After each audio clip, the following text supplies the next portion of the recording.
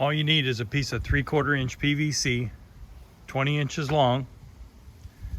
Cut a 1-inch tab on the end. Take it to your stove, heat up the PVC a little bit, bend the angle in it, and that's all you need. So the way this works is when we were parked next to a river or an ocean, or we just wanted more air in the front half of the RV, I was like, man, I wish we could open this window a little bit farther. So here we go. First thing you do is you pop your screen out. Then you open your window. Take your handy dandy extension. You push this out. This slips right over this handle. Make sure your tab is down. And you push it out. You stick it right in there like that. And then you put your screen back in.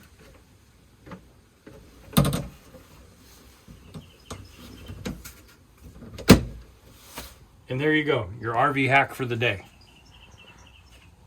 Instant more airflow. If you have this style emergency exit window, it will work on other style RVs as well.